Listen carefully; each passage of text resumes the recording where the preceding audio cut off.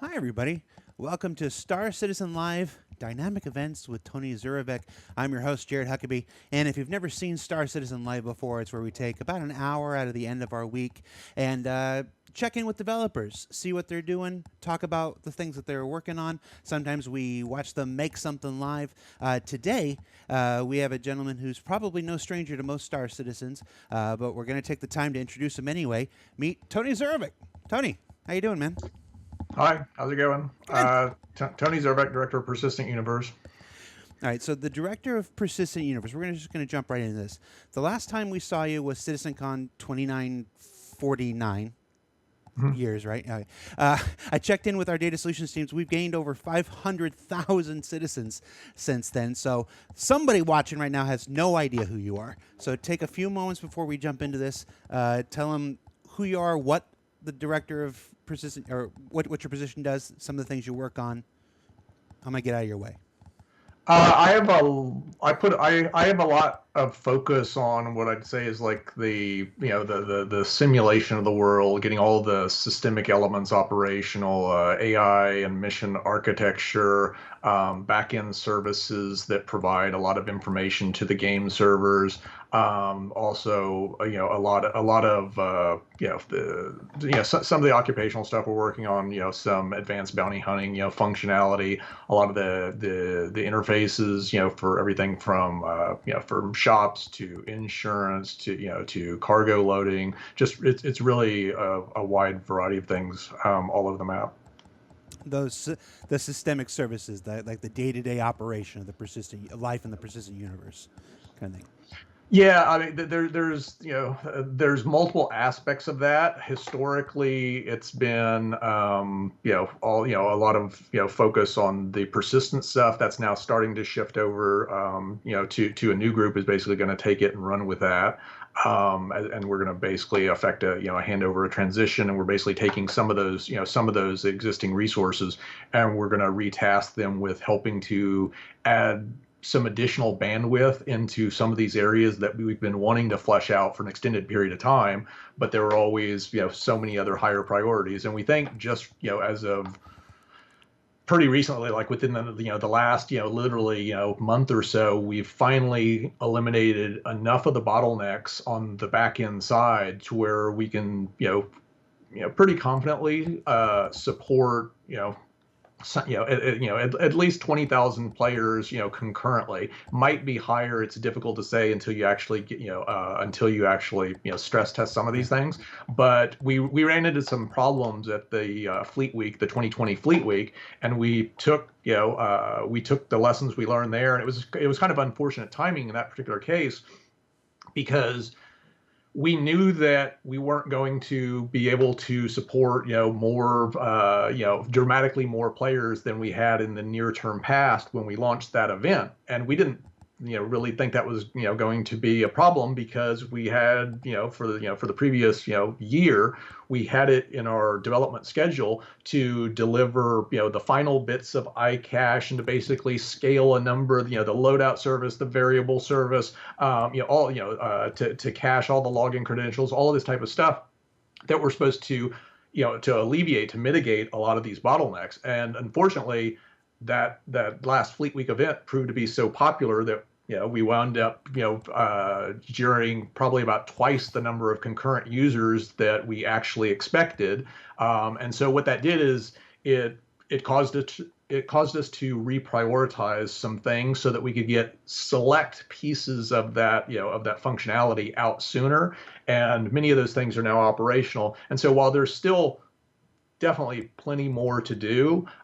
We think that we've got a decent amount of headroom given where given where we think the community involvement is going to be for the next few quarters. And then longer term, we've obviously got some major initiatives still on the horizon. Like server meshing, which is where we're actually looking to distribute the workload across as many servers as is necessary, so that we can start to scale up the actual number of players within a given instance or shard of the game. Yeah. All right. So you just mentioned knowing where players are going to be and stuff for the next couple quarters. That brings us to the topic of this particular show, which is dynamic events. Now, dynamic events is a phrase that our community has heard several times, whispers here and there over the last year, almost 2 years, going back to 2019, back when we referred to it as timed events in some of the monthly reports stuff. Let's just start things off with a primer here. What is a dynamic event? So you have to give a little bit of explanation first. Like, the long-term objective for Star Citizen has always been a dynamic, evolving universe. Most of our existing content to date, though, has been inherently static. So missions are offered at a given price at a particular location because a designer dictated it, not because something within the economic pipeline actually required that work be done. So if you're refueling, reloading, or repairing a ship, that doesn't actually increase the demand and thus the price for the associated commodities and components at refineries or shops. Similarly, the likelihood of running into a pirate on a given route doesn't waver regardless of whether a lot of unarmed cargo transports carrying valuable materials start traveling that path. So Quantum, which is the simulation that I showed off at the last CitizenCon, that's the primary method by which we're going to address this. And it simulates the effect of a vast amount of AI, and it then feeds those results to the game and then factors player actions back into the simulation. So you wind up with this very logical ebb and flow that you'd expect, and that creates a lot of temporary opportunities for people to exploit, and in general, it just makes the game feel far more interesting to play. So dynamic events are different. You can think of them you can think of them a bit as designer-driven short stories that can be layered on top of Quantum's systemic background, and they can be triggered manually or automatically when certain conditions are met. So if the system decides that war is broken out in an area, or we just decide that we want to liven things up a little, then designers and writers can inject a lot of precisely curated content into the game, and the impact of those modifications will then be blended into the simulation. That's really. You said there's two ways to trigger them. Either we can set up situations, criterias in which the players meet them, and the system automatically goes, oh yeah, trigger this particular event that's been designed, or we can trigger them manually. Just describe to me the difference there. Why would we use one over the other for a particular situation? Well, it's actually similar to a lot of what we've done with the normal development cycle, which is, on the one hand, we're putting out a live product, and so we have to build, we have to have something that the community can play right now. But at the same time, we're planning for the future. And so if you think about shops as an example, if all that a shop was going to do was basically offer a certain number of items for sale or a particular price, then the effort that we've expended to get us to here, was dramatically over-engineered. And it's been that way for the last 2.5 years, and it's only now that you're starting to bring in Quantum and have Quantum start to dictate some of this information to these services, which then cache this information. They're also responsible for basically receiving callbacks from the individual shops and then feeding on occasion some of those transactional events back to the mission instances that are running on some of these servers, that you start to see why we made some of the choices we did back then. And in other words, it's kind of like, before you can get around to building the skyscraper, you have to lay the foundation. And so we've said this so many times in the past, and we're starting to get to the point now to where we're starting to exploit some of these underlying pieces. I mean, Quantum's another perfect example in that regard, in that we have these so-called probability volumes that dictate what sort of stuff you can encounter in a given area of space. And then we have shops, and we have service beacons, and we have all of these different systems. But right now, designers go in, even missions, what missions are available where and for what amount of money, and what level of risk you're going to incur when you actually accept them. That's all fixed right now. The designers are able to set up these data structures, but what we haven't previously been able to do is provide the real-time dynamic inputs that would allow us to make these things, ebb and flow. In other words, if there's currently a lot of pirates in an area, then having something delivered to that area should logically cost more. There's a greater risk, to you and your ship, and and all that type of stuff. But designers haven't had the tools to be able to automatically feed that type of real-time information into these mission archetypes that they're setting up. And we're just now getting across a wide range of areas into doing some of that. And so there is an update that I'll be giving within roughly the next few months that will basically explain what we've been working on insofar as not just quantum, but also some related, back-end technologies to help generate this, this algorithmic, this systemically derived, information, and then feed it into the game. And in a few cases, we've actually, we'll actually be able to demonstrate, real, actual working examples as opposed to, just being theory. I always hate to do too many, repeated theory talks, and so one of the things we debated doing this presentation a little bit earlier, but it still would have been in the vein of, it's coming. And so I intentionally wanted to hold it back a few extra months so that we could demonstrate some of this stuff live and actually show some of these pieces of tech and functionality coming to fruition. Yeah.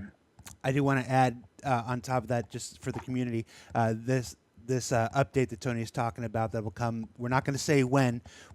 Let's be real. We don't have a great history of saying, "Hey, we're going to have this video out then," but we're working on it, and and from what I've already seen, it's pretty awesome. Tyler's in my chat right now, like, "Tell people it's awesome." It is awesome. It's kind of like a release to where there are certain things you want to demonstrate, and there's always a little bit of uncertainty, with respect to development schedules. And so it's difficult to say precisely, but we are already deep into testing multiple facets of what we're aiming to deliver. So it's coming. Yeah, just in our long history of saying, "Hey, we're going to have a special video out at this point talking about this thing." Our track record's not so good here, so just hang tight. All right, so right now on the PTU, there's a dynamic event, our first dynamic event, called Xenothreat, that's currently being tested now. Without spoiling the event, we obviously don't want to break it down and be like, "Hey, phase one is this." We don't want to go into that much detail on it. But tell us what Xenothreat is, what we're hoping to accomplish. There were two primary things on our mind when thinking about this event, and we started discussing this internally probably almost a year ago. Back in first quarter 2020, what we wanted to achieve, and the other thing that we wanted, besides it being fun, was that it wouldn't cause us to deviate too much from the natural trajectory of the development effort. In other words, it couldn't be too disruptive. We wanted to take the things that logically followed in terms of the development effort and look for ways that we could exploit and reveal these to players and basically improve the overall gameplay experience. And in certain cases, of course, a little bit more effort here, pushing something else back to free up some bandwidth so that we could polish something a little sooner than it would otherwise be the case. That always happens. And so one of the primary things that we wanted to do was get all of the mission and backend infrastructure operational. And this is, for example, there's backend tools now, and I'll cover this, in the upcoming presentation, to activate and monitor and deactivate missions. And that's, again, if you look at Xenothreat, the amount of work that's gone into allowing this event to basically be to be activated is far larger than what you're able to see right now. What I mean by that is it exposes an entirely different way for designers to start to set these things up. They're able to, for example, within the when they're crafting the mission archetype logic, they can now declare these static instanced variables that are managed by the back end. And they also have the concept of phases, which are conditionals that can be associated with these variables that are managed by the back end. And the significance of this is that we can coordinate mission logic across all the different servers. And that's how Xenothreat fundamentally works, which is we have 4 phases in this mission. There's the introductory phase where we're kind of like, giving, we're hinting that, something's to come. We're doing some foreshadowing. There's the actual, javelin restocking, phase. Then there is, the climactic battle scene. And then there's the conclusion. And all of these, are really, they're representative. And what this event allowed us to do, most importantly, was to test and refine and get all this stuff out and working in the real world. Like, so now you've actually got a dynamic mission service, and you actually have the concept of these global variables, and the mission, and the designers are able to communicate with them through subsumption task archetypes, and we're able to do these conditional evaluations. We're able to basically have the backend synchronize however many servers we have to keep them all in lockstep. And then there's all sorts of fine tuning that goes on to where, well, if you've got a particular server and it's in, say, phase 2, and they're restocking and they've got the javelin in port, and then and the designers can actually set it up to do things, and they are things like the number of javelins that are successfully restocked in phase 2 can then serve as an input to phase 3, such that the frequency of support you get from the UEE Navy depends upon how successful you were in defending those ships in that earlier phase. And again, it's what matters less is the specifics of what we're doing, right this moment with that, and more what we're allowing the designers to do in the future, how we're basically unblocking them to do lots more cool stuff. Another big focus for this particular event, a major one, was from the beginning we knew that we wanted to put a lot of emphasis, for the first time on the capital ship battles. So there were a litany of changes that we needed to make in order to enable this. And at the very top of the list was how the AI responded to the threat of torpedoes. So originally, and I say this was still true as of about 4 months ago when we finally got to the major push in that regard. Originally, neither turrets nor ships tasked with defending a capital ship paid them any heed. And that meant that it was way too easy to take these capital ships out in the early days. It was literally trivial. It was no fun at all. And so we spent over a month fine-tuning various systems so that countermeasures would be launched and worked as expected. Turrets would prioritize major incoming threats like a torpedo over most other things. Players would be rewarded for coordinating their attacks with one another. Like you tend to be much more successful if 3 players launch torpedoes at the same time. And and we built in into the logic this sense to where it's not like it's proper target selection. Well, what we didn't want to do is make it too robotic, too precise, not because you might not have that 1,000 years in the future, but simply because it's not fun. And so what we wanted to do, if it targets perfectly and if it's able to, perfectly shift its attention, it simply didn't deliver the gameplay feeling that we wanted. And so again, we've spent weeks and weeks tweaking, fine tuning this until we were internally pretty happy with the results. Another good example was the Idris. The Idris was originally pretty suicidal in that it would happily engage the Javelin and get destroyed as long as it managed to get off its railgun. And so its logic wound up evolving to the point where it's now much more opportunistic. It wants to use its railgun, but only when that doesn't put it in too much danger. And then one other thing that we noticed was that the turret targeting couldn't be so Boolean. It couldn't focus 100% of its attention on an attacker that was only slightly more attractive than another player, because again, it looked artificial, and most importantly, it just wasn't very fun for the other players. We were getting internal reports of, you have 8 turrets active on a ship, and you've got 16 players, and that when it was so Boolean, meant that at least half of the players were not having any of that firepower focused on them even for an instant, and so they felt relatively bored in terms of the danger presented to them. You want to be shot at if you're attacking, if you're jumping in the battle with an Idris and a Javelin. You want to be shot at. You want to feel like I'm a threat. Shoot at me.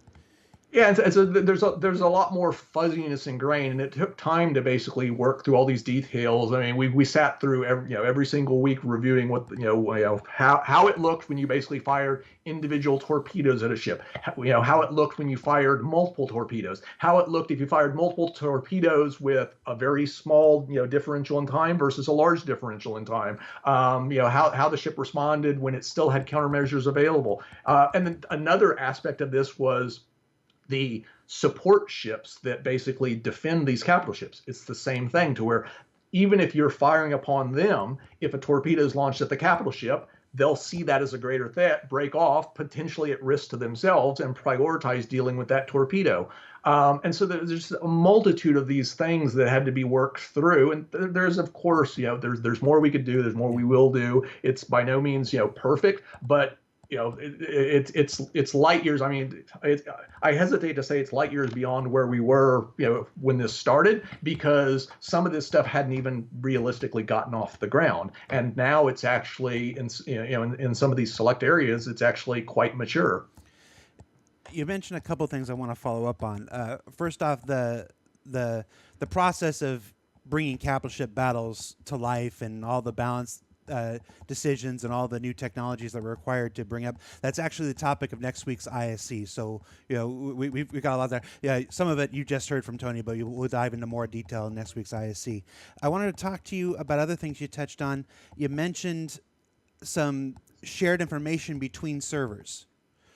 Yeah, and that's something relatively new. That's a new aspect. It's totally. This is literally the first demonstration of this tech. There's more to come. Like another thing we're working on the back inside is, like, right now we have the ability to, when the designers craft this mission logic, all of that logic previously, all the data was basically stored on the server. So if you have 200 servers, you had 200 different instances. And so what you're now seeing is like the first example of us allowing the designers to split it into, it's kind of like a client server architecture, but for mission logic, to where they can dictate this logic runs on the individual server instance, and it's got its own local variables, and it can interface with variables, and it can interface with functions that are also executed on the back end. And so what this allows us to do is, like I was saying earlier, it's like you can have an individual mission instance of this Xenothread on a given server, and you can register that you did or did not successfully defend this Javelin. Did you sufficiently restock it and it left and you were victorious, or did it suffer so much damage that it had to run away? And so we actually tally the number of successful restockings, and then, like I said earlier, that directly impacts how quickly that Javelin is going to come support you, assuming you need it in those later stages. And again, the important point there is it's representative. What we've done now is work out the details of the tech, put it into wide operations. You can kind of think of Xenothread as the first use case, and it focused our efforts to get all of this stuff working. And there is a lot more that you'll be seeing in both the near and farther term. Dynamic events are something that there's going to be continual focus on for the foreseeable future. For example, the next Fleet Week is actually going to be running off of these same fundamental principles. We've got another dynamic event which we're referring to as Nine Tails Lockdown, and it introduces it's not live yet, but we're already well into testing the so-called shop modifiers. We can now have mission logic affect at a global scale, and we've resolved all of the coordination between the different servers and issues like that. So you can now apply shop modifiers. You can apply probability volume modifiers. You can basically lock down areas of space, inhibit quantum travel within them. What will be coming in the not too distant future will be things like, population control, control of the actual spawn managers, things of that sort, access to areas. And you think about this, like, what is Fleet Week other than at a certain time we're going to go ahead and open the doors to a certain area and allow you entrance? And in the case of some of these upcoming events, when those events are active, we want to basically, we've decided as designers that it would be fun if we're doing a Fleet Week event, then we want to increase the demand for party favors and alcohol and fireworks, or whatever other types of commodities temporarily at this location. And so for the duration of this event, we crank up the demand, the price goes higher, we broadcast that information to players, let them know, hey, by the way, the prices in this particular area for these particular commodities are getting out of whack. You might want to take advantage of this temporary opportunity and focus on that. And so all of this is completely new functionality. It's basically you're adding additional paints to what the designers can use to craft these portraits that they're making. So yes, you now know what the next dynamic event is. Well, there's going to be. We're just going to be keep rolling them out. We've probably got 8 or 10 specific ones planned, and like I said, each one is looking to leverage stuff that's come before and then add some new functionality. Okay. We talked a bit about how with the dynamic events, it now allows cross-server progress and stuff like that. The events on one server get tallied up with the events of another server to affect the next phase. You've got the Nine Tails lockdown where we can now dynamically affect the price of shops and stuff like this. One of the things you touched on, and again, I just want to follow up on something you said: no deviation from the existing development. How important? Not just to be clear, it's not that there's no deviation. It's that you're trying. Basically, we have a long-term plan of things we want to get done, and it logically makes sense to do this before this other piece of tech, et cetera. And so you don't in general want to deviate too dramatically purely for the sake of an arbitrary event. In other words, if not for Xenothreat, we could have done something else that would also be interesting. Yeah. But it was time in the natural course of things. We needed to basically start getting the back end coordination of these events. We needed to get that operational. We needed to bring the capital ships online. The torpedo stuff is something that's been that's something that's been bothering us for a long time. So all of those things. Now, some of those bits of tech, when we started last year, they weren't going to be addressed for another 6 months, and so we did reprioritize some things. So what I was saying earlier is you don't want to completely upend your logical development schedule, but you certainly refine it, you tweak it, you basically massage things around based upon. So you're kind of like looking for the intersection of what's within your grasp, if not absolutely all going to be there, unless you actually put some focus on it. And then once we kind of lock that down, it becomes a very good means of focusing focusing everyone's attention to where we know exactly how we're going to be using everything from capital ship combat to the shop transactions that we can now have fed back into the mission logic to a vast multitude of other things. Now you hit exactly what I wanted you to hit there. That these things don't detract or derail from the development. They actually focused in and bear down on things that we already intended to do. They just bring them into a more crystalline focus for a bit. That said, there had to be some concerns. There had to be some dangers inherent. What were some of the things we needed to look out for while we were working? What scared us about this? The biggest concern from the beginning, I would say, was going to be performance. We knew performance was going to be an issue. It continues to be an issue. We've got a number of initiatives underway to basically improve that. And then we're also attacking it, from a completely different angle, which is not just the per server performance, but the whole server meshing initiative is intended to eventually allow us to distribute the workload over as many servers as we need. And so that was always something that we were aware of. We've basically tweaked and refined things. The maximum number of enemies you face. In other words, do you face 50 enemies at once, or do you basically face a dozen, and we keep replenishing them as as you destroy them or take them out, make them flee, basically replenish them quicker. How many capital ships can we put at a time? There's been a tremendous amount of focus on optimize everything from turret AI to even seemingly unrelated things like social AI. It's like any time you're saving there is basically additional time that you can inject into into these events that are intended to basically draw lots of players together and have and have an enormous amount of AI active. If you think about it, I mean, this is definitely the biggest such event we've done to date, and we're putting more players and more AI, and you got tons of turrets operation. I mean, you have a lot of stuff happening in one area, and so it's like with most things, right? Which is your first iteration of these things is never as mature as you would like in terms of the performance, and we're going to keep refining it. I think you'll see some big improvements over the course of the next few quarters, and we'll go from there.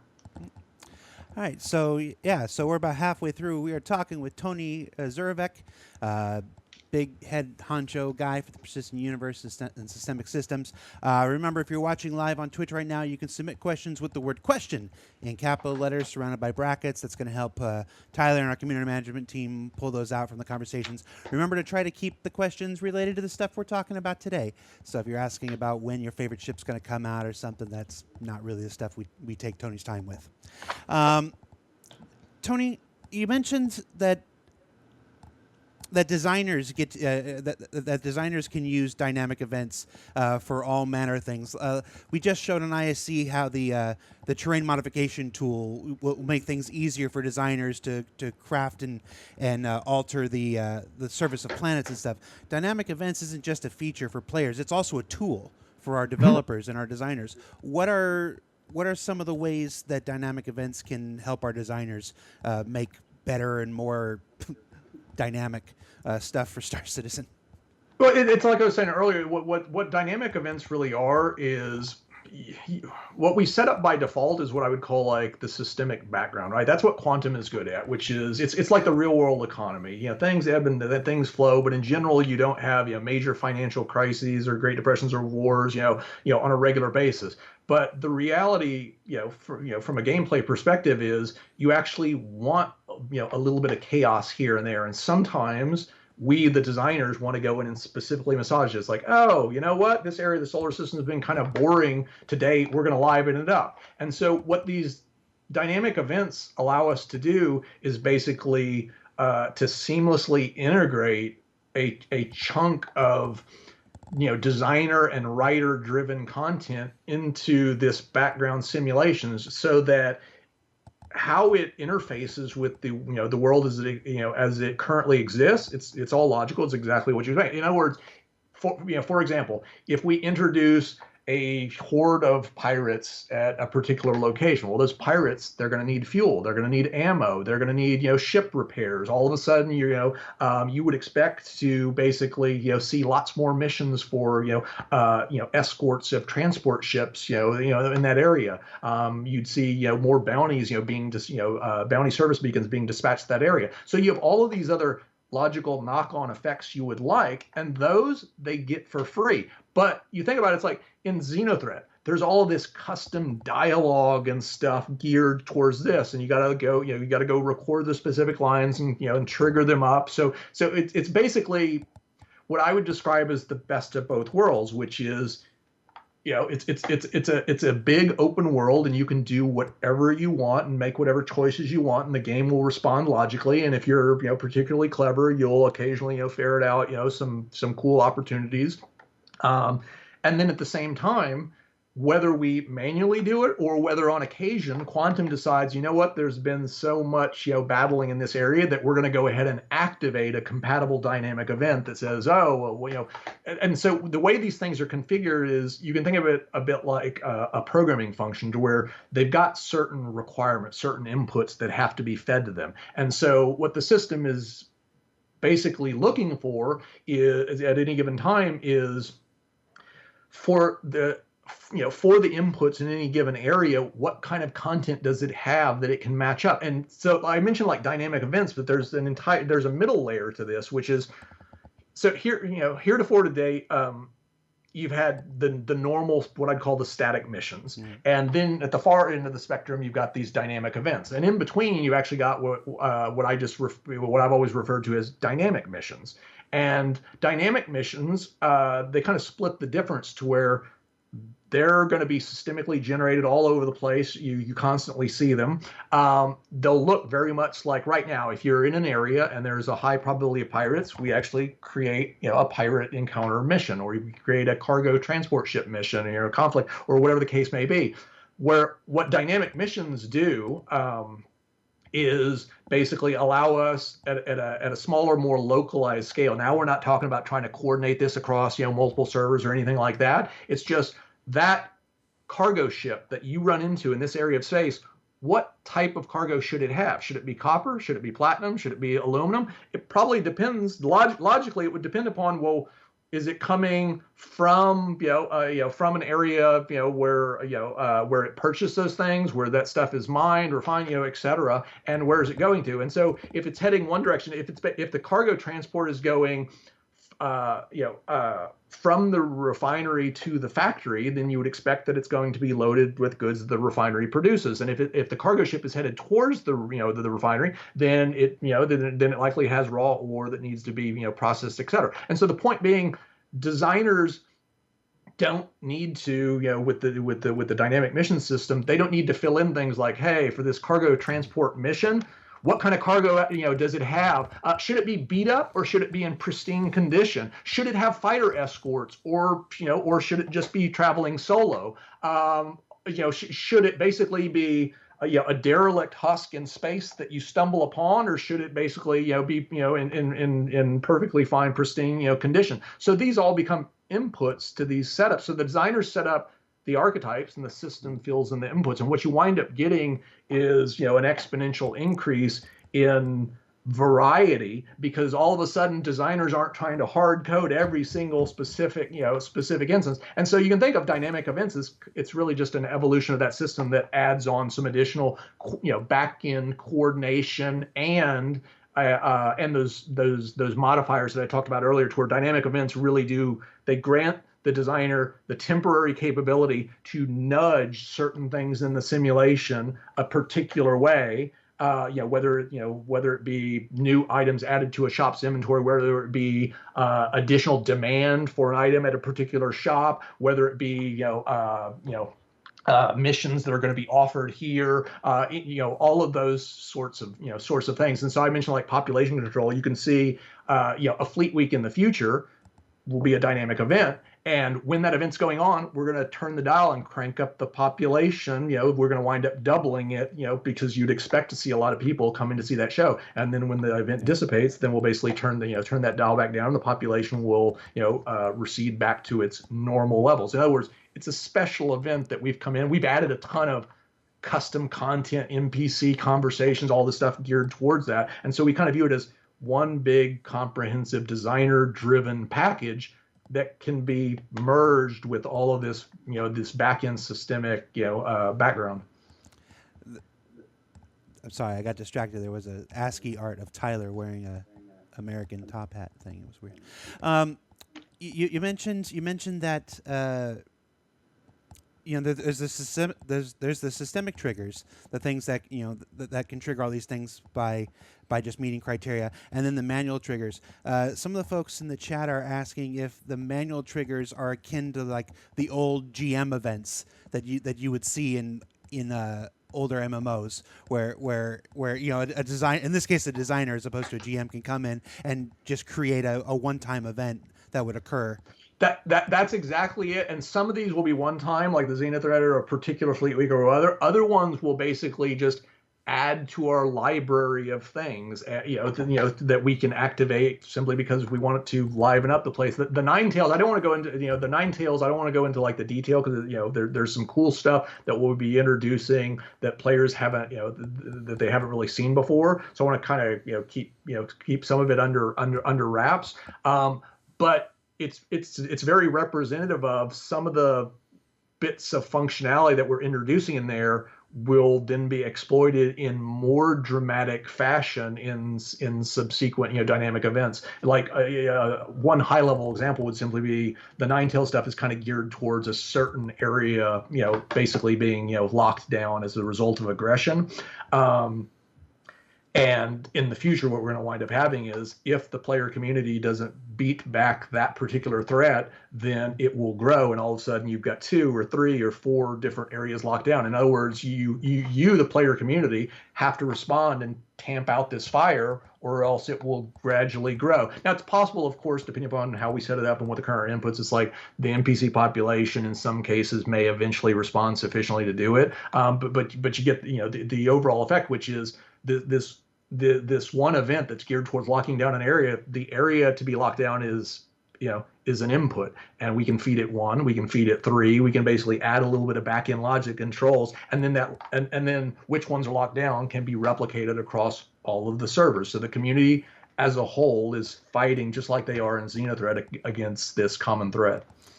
Gotcha. So that I'm just going to do this for clarity's sake. A lot of the folks have been asking whether Xenothreat specifically is a one-time event, you play it and it's never back, or whether it may come back. I know from internal conversations we're reserving our options there, whether Xenothreat's going to be a one-time thing or it's going to come back. But we have the option, though. That's the important part for this conversation, is that we can do these one-time limited events that occur in Star Citizen's history, and when they're done, they never return ever again. Right. Or we can do ones that are recurring, or we can do ones that build upon each one, where it's like this is a one-time thing, but it leads into another event X number of months later, leads into another event X number of months later, and that's how we start adding a persistent and long-form storyline to the persistent universe.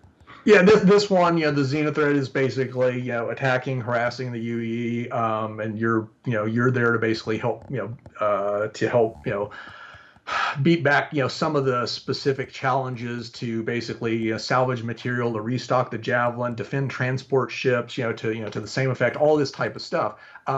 In the future, there may very well be ones where you actually have to go into, occupied space, so it's really dangerous to get there, infiltrate bases, retrieve stuff, bring it back, and then what we'd be measuring is well, how much total information or assets or stolen ships that you've retrieved, et cetera, how many have has the community pulled back. And again, that I keep referring to like the community, because in general these dynamic events are meant to be things that apply across the entire spectrum of servers and not isolated onto a just one individual instance. If you're talking about just an individual server instance, then you're really talking more of like I was saying earlier, with like the dynamic missions, to where if it's all on one server, then you don't need all this back-end coordination and variable maintenance and phases and all that. You can literally just run it with your normal subsumption mission logic.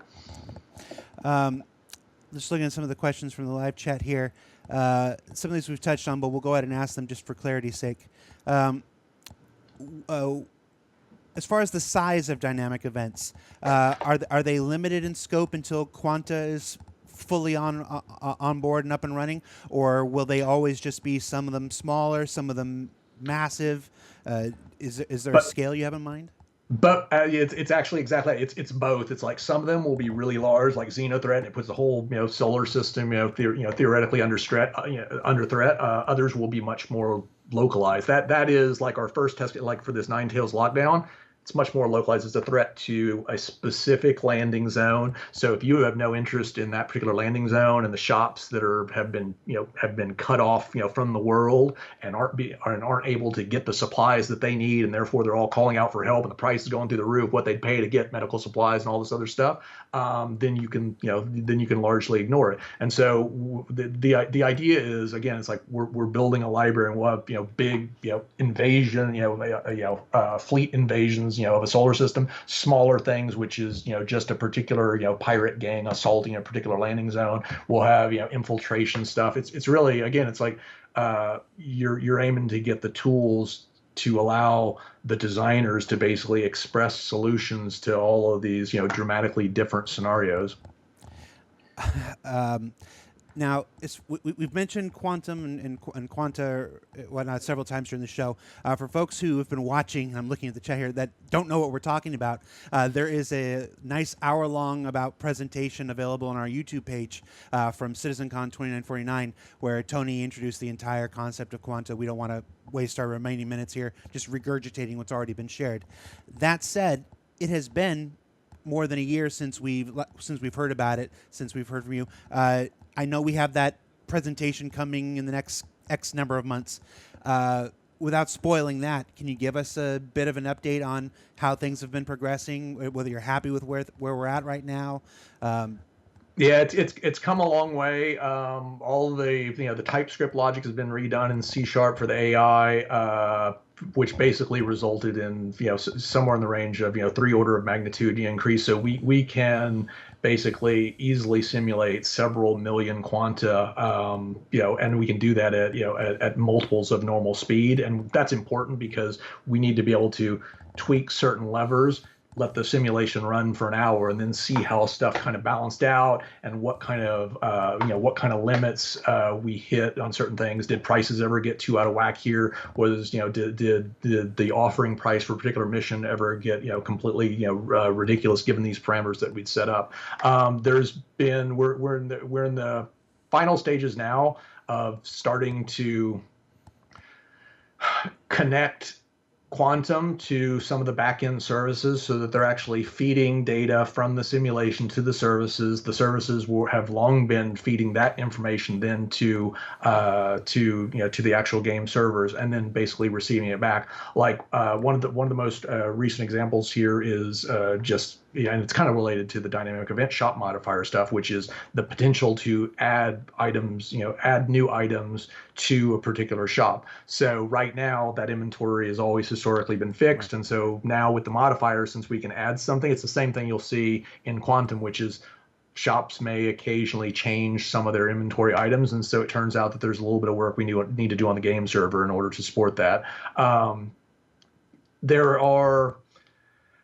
There's been a lot of focus on basically getting extracting chunks of information from the service beacons that we demonstrated before. We were generating the events, but they weren't actually making their way to the back end. So that information will be filtering up. In other words, where you see calls for assistance, calls for combat assistance for you to come, will in the not too distant future be dictated via that quantum simulation. The price of fuel will be dictated by how much of a load there is in that particular area. And all these things take time because the previous iteration we showed of quantum, as you got all these quanta going around, they didn't have at that time any concept of fuel or efficiency in terms of what ship they were flying and how much fuel it consumed. They basically got transport for free, and so a lot of those kind of things are being wrapped up. We spent relatively recently a good bit of time getting Quantum, the service, to actually ship, to basically be built and shipped with the game. So we're not currently exploiting it, but it's there right alongside a litany of all these other services. So that piece, which was a significant effort, is now in and done. And basically what that means is we've got the basic elements of plumbing to get all this information going back and forth. And what we're focused on right now is actually is realizing some of that stuff. Star Citizen, we've got the plumbing.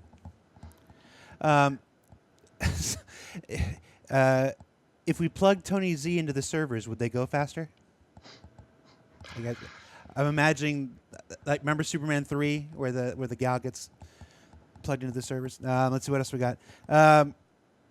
Will some of the dynamic events allow us to choose sides if we're more into the outlaw phase? Zenith Threat has everybody on one side, right? But it's not really. I mean, you're encouraged to be on one side, and yet plenty of players are electing to basically, they're not able to ally, with the Xeno threat, but they're certainly not being, friends to, to the local security forces. So yes, we've actually got, some of that stuff, like in the Nine Tails lockdown, we're starting to play with some of those concepts to where you can basically work on the side of the guys helping to keep it locked down, or you can basically work on the side of the guys trying to break that blockade and basically, free that area.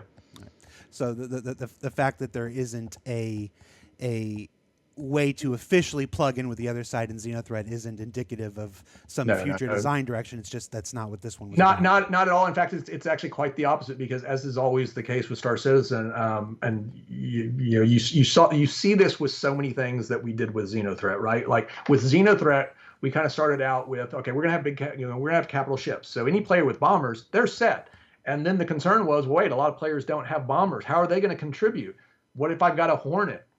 And so we introduced the concept of, great, we'll have a lot of support, light fighters supporting these ships, and you can win. You can basically make the Idris, retreat, and therefore win that battle simply by taking out all those light fighters.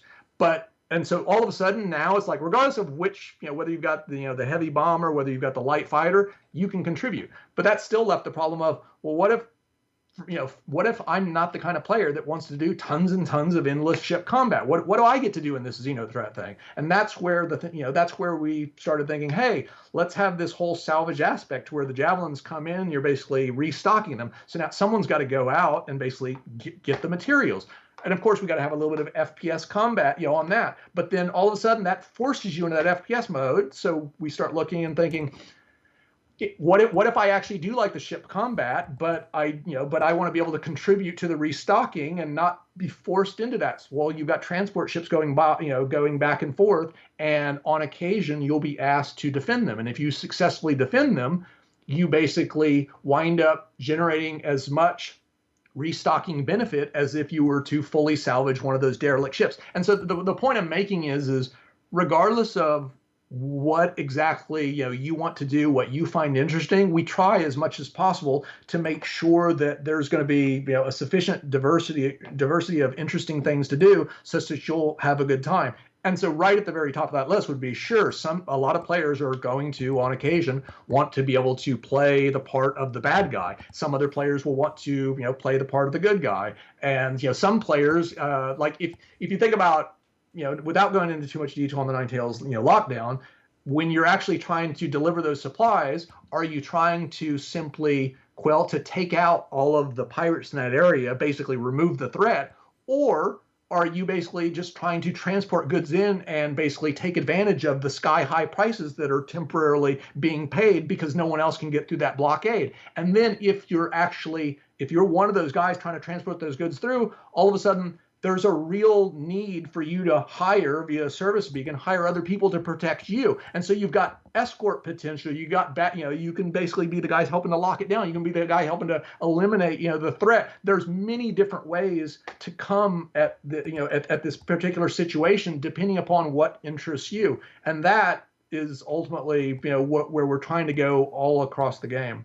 Yeah. Plugins for players in different professions and who play different ways, for people who just prefer the FPS aspects, things for them to do, for the people who prefer ship combat, for the people who prefer shipping, stuff like that. That said, there have been a number of questions about drilling down to other specific aspects. You just talked about making sure there's something for almost everybody in all these things.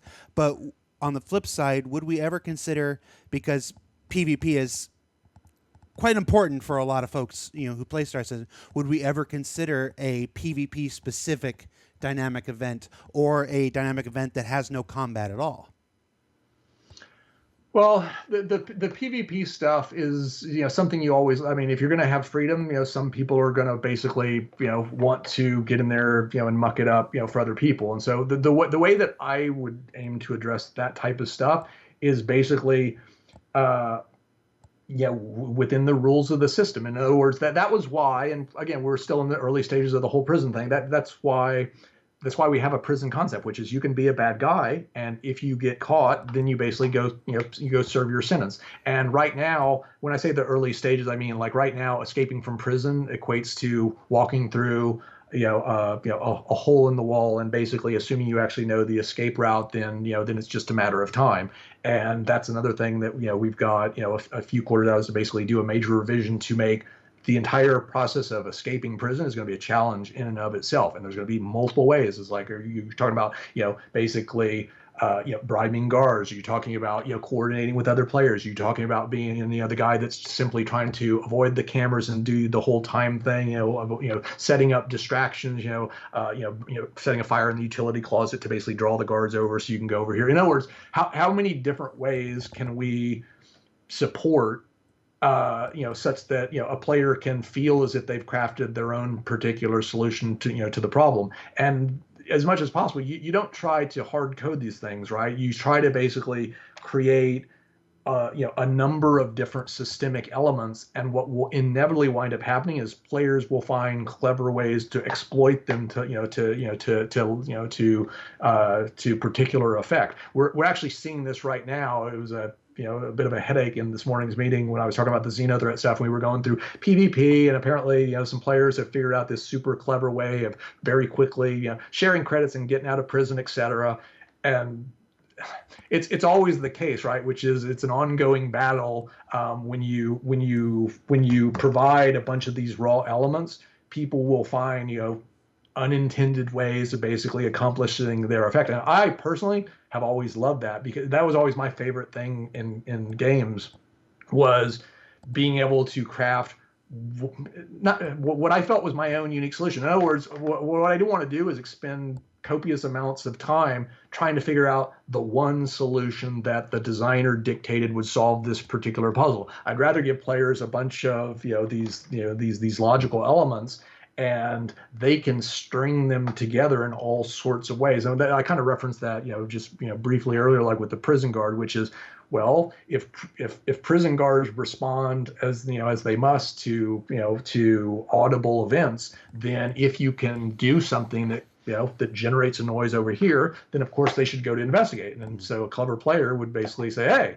I can the same way that they'd go investigate a noise and that would become a problem for you if you're trying to infiltrate an area, can actually become a great means for you to temporarily distract them so that you can get through a door to escape the prison, et cetera. And so all of this stuff, I mean, it comes back to the same thing, which is giving players the freedom to basically play the game how they want, and having the system push back in logical fashion. So if we don't want a lot of player versus player stuff in this area, then we should bring logical elements of the game, more security, larger larger in that particular area, things of that sort to discourage it. It's still possible, but all of a sudden I wouldn't aim to reduce it to zero or to make it impossible, because impossible to me is never particularly fun. I'd rather make it so that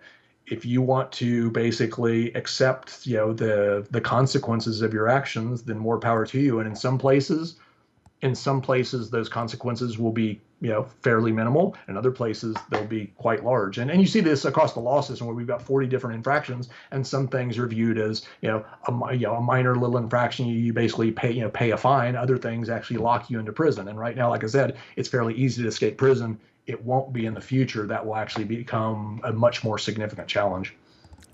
So it sounds like the approach that we will generally take is try to plug as many different groups and peoples and play styles into these events as possible. Try to provide something for as many play styles as we can, including PvP. Yeah. Okay. Yeah, and PvP is just you always have to be sensitive to it, because a small number of players can always ruin the experience for a lot of other people, and so you do have to put a significant amount. That's not PvP though. Yeah, but how are you going to deal with that? And certainly, there are some aspects, to where you take, administrative, action. But in general, to me, if you have to take administrative action, it usually signifies that you failed at something within the game, right? It's like in the real world, if I go out and I wreak havoc, there will be very real and obvious consequences that you quickly suffer, and it should be the same thing in a game to where you can do it, but you better be extremely clever about how you go about it, or else the system's going to respond in logical fashion. All right. Well, Tony, that's it. We made it to the end. You got anything else you wanna leave people with? Any final thoughts before Xenothreat, our first dynamic event, makes its way to the live servers sometime? No, other than just if you haven't watched, we talked about the quantum stuff. For people that aren't familiar with it, they don't necessarily need to go back and watch that thing, since we will be doing a relatively comprehensive update. It won't be as singularly focused on that, because there's several other areas that I want to cover in at least brief fashion. Virtual AI and a number of other things. It's probably, like I said, a few months out, give or take, and we're hoping to be able to show some concrete examples of how some of this technology is actually now integrated into the game. Awesome. Well, thank you so much, Tony. If the folks in the chat had their way, you do this once a month, every month for the rest of your life. But I understand that you actually have a job. Ironically, if we did that, then there'd be less to discuss. You wouldn't get as much done. So. There would, and you wouldn't. So yeah. So thank you so much. I'll let you get back to work.